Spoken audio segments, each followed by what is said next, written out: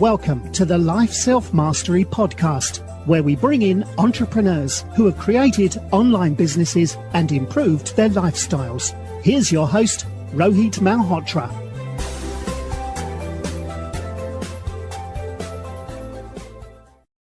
Hi everyone, this is Rohit from Life Self-Mastery, and today I'm happy to have Paul Sieradzki, who's the founder of R3 Printing, who grew up with a passion for invention and automation with Thomas Edison as his role model. At Morgan Stanley, he was instrumental in developing macros that cross-checked his entire team's work in an otherwise manual and error-prone environment. He was then recruited to work in the technology division of the world's largest hedge fund, where he then architected behind the firm-wide overhaul of automated alerting capabilities. Paul is the inventor behind the patent-pending features that made R3 Printer the on-demand manufacturing platform of the future.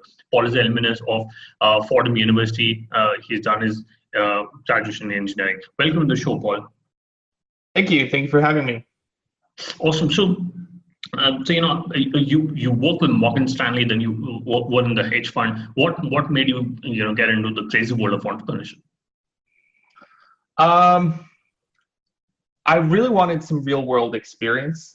So right after college, so actually during my senior year in college is when we founded, Dan and I started our first business, which was a 3D printing service. And we were doing quite well, but we were inexperienced, right? We were fresh out of college. And I wanted to see, how these big businesses operate themselves and how they manage to scale up and maintain their scale through time.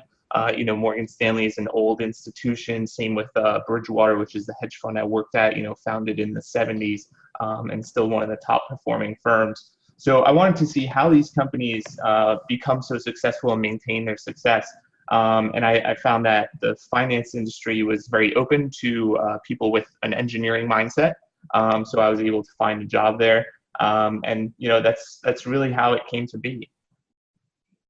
I got it. And how did you meet Dan, your co-founder? We went to school together. So Dan was 1 year ahead of me, and we met. We both worked for Fordham IT. Interestingly enough, at R3 Printing, I'm the technical co-founder.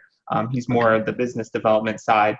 But when we worked at Fordham IT, he was doing the support, and I was consulting for their branding. They had kind of an old image. And I was in charge of, overhauling how they looked, changing their marketing material and all that stuff. So we met as colleagues essentially in school. Got it. And essentially, R3 Printing is a way to enable mass customization of prices, which can, compete with mass production. So, what sort of products can, somebody, a company can make on R3 Printer? Yeah, so right now, when we launch the product, it'll be mostly plastics. So anything that could be made in some type of flexible plastic or hard plastic is something that R3 Printer can make.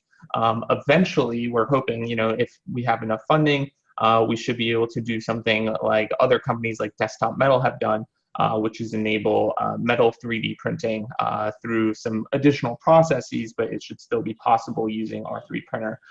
So for example, like when I give the example of R3 Printer being a platform, we're picturing someone has an entire fleet of these things and they're able to offer, let's say, customized ergonomic mice, right? Let's say you're a gamer, you're just someone like me who spends a lot of time at the computer, you invest in an ergonomic mouse to save your hand, and they're great, they're fine, but if you can get something 3D printed that, fits your hand a little bit better, everyone's hands are big, small, different, that's a better world to live in. So we're really hoping that, once our product's on the market, the cost of 3D printing will be low enough such that, a good ergonomic mouse nowadays is, let's say, $100. If you want to do the same thing, it would have to be custom made. It would probably be a $500 mouse. I want the custom version to also be $100. So you can choose between something cheap and mass produced, or you can have the custom version for what you would otherwise have a non-custom version today. Okay, and do you worry that China can produce 3D printers at a cheaper cost and to just scale it up from there? So it's about that's true, and that's already the case. You can buy a 3D printer manufactured overseas for cheaper than you can buy a typical American-made one. However, those printers are not designed in a way that's scalable to run a business. And we use those printers. So we started out with MakerBot 3D printers, and those were kind of high cost. So we switched to a alternative, and we were having trouble scaling our service just like everyone else. So our product is like a business-facing product, specifically designed for people who are trying to maintain profitability while offering 3D printing services. Got it. And who are your competitors, in this segment? So there's a few. So we're placing ourselves between the prosumer and the enterprise category. In the prosumer category, you have companies like Ultimaker, you have Dremel. Those are the prosumer level companies. And then at the high end, you have Stratasys is a great example of an enterprise 3D printer. So our product is going to go right in the middle, gearing a little bit more towards the enterprise. So it will be a little bit more expensive than your prosumer printers, but it'll be cheaper than the Stratasys. And what we're trying to do is effectively give you the best of both worlds. So we're going to give you the features that you need as a business to scale your operation and run a lot of 3D printers with not as much staff as you would need with consumer grade printers. But we won't gouge you on material prices. We're going to enable extra software features that you can build off of, unlike Stratasys and the other enterprise grade printers. And what are the price points for enterprise as well as for the prosumer your printers? So can you say that again? What are the best points? What would the price points for both segments? Sure. So most prosumer printers, the higher end ones, the ones that are really worth getting, are around $6,000 to $7,000. The Stratasys machines, I believe, start at $12,000 for the low end ones. We are going to make sure that our 3D printer hits the market below the $10,000 mark. However, we'll basically give you, by buying an R3 printer, it's like getting a higher end Stratasys. So you'll have that same quality, that same speed, with an unlocked material supply. You'll be able to print bigger, and you'll have the advanced software features that you won't have in the cheaper prosumer one. So it's going to be the best of both worlds. And our product design is mainly to make ourselves hands down the no-brainer. If you want to run a business, you buy R3 printer. Got it. And how did you acquire customers? And are you focusing on B2C or more enterprise markets? We're 100% B2B. Okay. So our customers are businesses, and one of the great things about what we did before this, which was running a 3D printing service, is we were in a past life our current customers, right? We ran a service, we were buying printers, and we were struggling with scale. So we know a lot of the people that we were competing with. Obviously, those are now going to be our customers. And we also know exactly the pain points. So we're solving the problems that we had, which is the same problems that others had. So our initial target market is pretty open. We're going to solve all their needs. And then after that, we'll be able to scale up to, let's say, bigger firms and bigger enterprises like universities and such. But we're going to start out, targeting those 3D printing service business, also called on-demand manufacturers, and we'll scale up from there. Okay, and how many customers do you have currently? So our 3D printer isn't on the market yet. It's launching at the end of the year. We have 4 beta testing partners. And we also are partnering with the Air Force. So that's another prospective beta testing partner. So our 3D printer is not on the market yet. It's coming at the end. Oh, okay, got it. And do you have a plan on how to get your first, say, 100 customers on board? Oh, absolutely. I mean, we already have a sales pipeline on board. So if you look at our Republic page, there are, I think, 370 businesses in just the U.S. and Canada. So we're obviously a New York-based, U.S.-based company. So we're gonna start, where it's closest to us for keep things simple logistically. And we already have that list of customers. And our beta testing partners are constantly asking us, hey, when's this thing gonna be ready? When's this thing gonna be ready? These people really want our product, so we're excited to give it to them.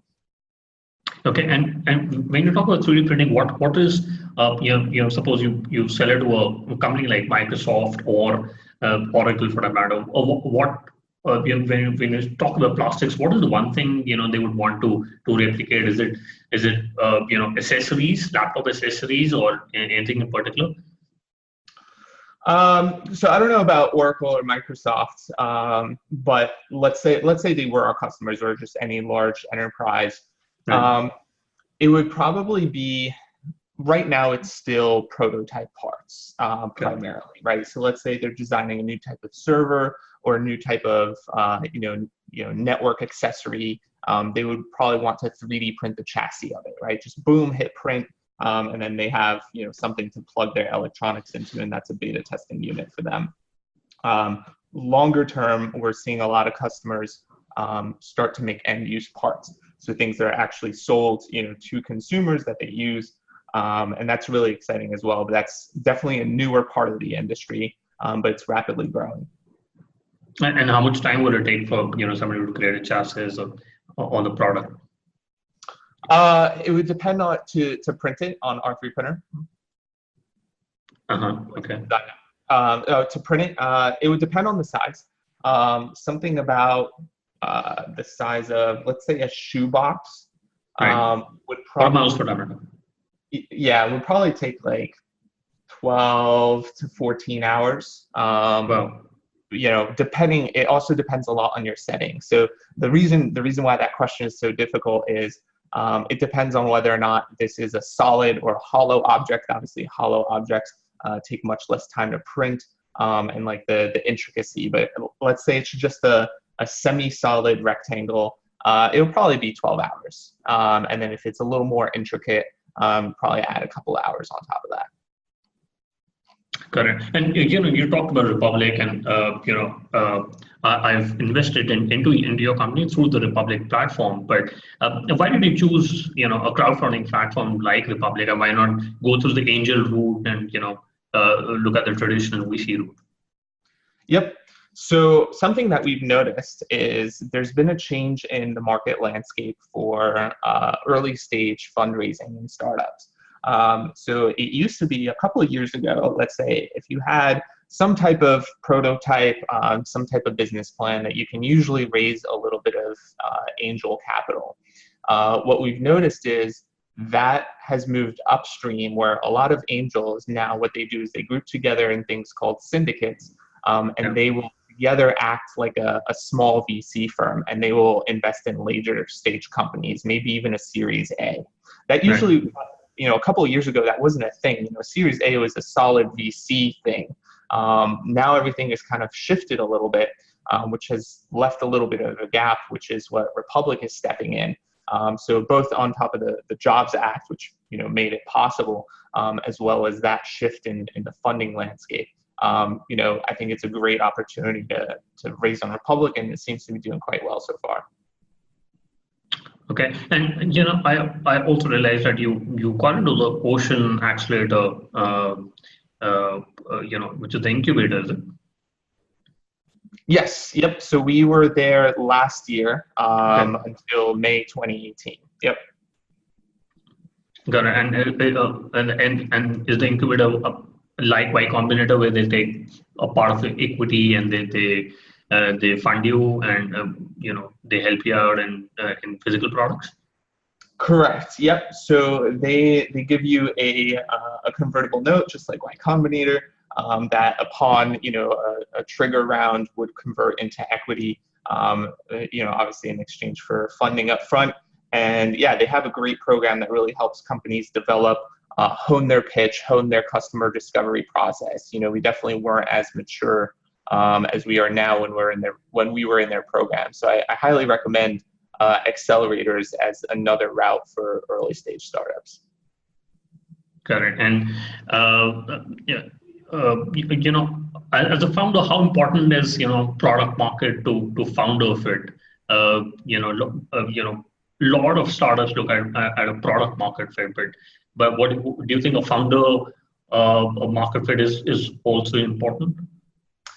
Oh, absolutely. That's actually, I love that phrase. I'm totally going to use it. I'll give you credit if that's your phrase. But yeah, founder No, it's market not. absolutely important. I mean, so 3D printing is very close to me because when I was little, I wanted to be an inventor. I thought Thomas Edison was my role model. And I was always, making gadgets, and I would like quote unquote sell it to my parents, and they, pay me money for it as a kind of form of allowance and encourage me. But I never thought of anything good.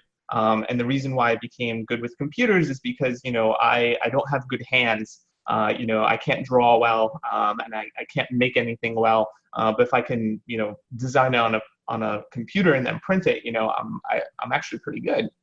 So 3D printers, they existed, but they were $100,000 machines back then. So this project is definitely something near and dear to my heart. So, when I'm pulling all-nighters, when I'm, working, long weeks to make this dream happen, it's not really, work for me. It's a passion project. So I think if you're starting a company, it can't just be a business for you. It almost has to be like a cause you believe in. You're fighting for something. And for me, it's, fighting for customization and for on-demand manufacturing being, as cheap as, spinning up a server in the Amazon cloud. I think that's what we need. Got it. And after you raise funding from the platform, what is the money going to be used for? Sure. So in this round, we are using it to finish a process called design for manufacture, also sometimes referred to as design for assembly. So what that is when you take your hardware product design and you tweak it to make it either easier for the factory to manufacture. So, if something is CNC now, maybe you can change it to be a plastic part and make it injection molded. If something is 3D printed, 3D printing isn't cheap yet. Our product isn't on the market. If something is 3D printed, maybe you can make it CNC'd. So that lowers the cost of the product, which helps us price it more aggressively. So, we want to keep it under 10K, which we can, but maybe we can make it even further down, 10K, maybe we can make it 9K. And that also helps margins, which helps our business be sustainable in the long term. So those optimizations, unfortunately, take a lot of time and a lot of money because you're ordering revisions with little tweaks, and one-off prototypes are always expensive. So that's one of the things. And then the second thing is scaling up for the business development. Right now, Dan is the only quote unquote salesperson at R3 Printing. When we're ready to sell a product, we need more than just one person. We're going to have a sales team. So we're going to be hiring there. We're going to have to hire for customer support. When people get their printer and something's wrong with it, they don't know how to change the settings. Who do they call? So a lot of those things when you're launching a product, that's what we're going to use the capital for. Got it. And do you have any big investor along with the other angel investors from where you raising funds from? So I wouldn't want to disclose any particular investor because they usually like to keep their privacy. Right. But yeah, we have great interest from the angel networks in Manhattan, in the West Coast. So there's great things happening. I'm not sure if you saw our public page, but it definitely jumped up significantly in the past few days, and that was definitely in part due to higher level investors who are coming in at larger quantities, being interested in our company and our vision. Okay, and who else is in our team other than Dan and you? Yeah, so we have a great team. So other than me, there's Sarah Pavis. She's a mechanical engineer. She has over 10 years of experience, and she's really instrumental in the design for manufacturer process. We also have Petra Wood. She's advising us on brand and digital marketing. She used to be in media. She worked at ABC at Left Field Pictures. Now she's at a company that specializes. Paul, I think I've lost you. Oh, can you hear me? Hello. Can you hear me now? Yeah, I can hear you. Sorry, you'll have to say that again.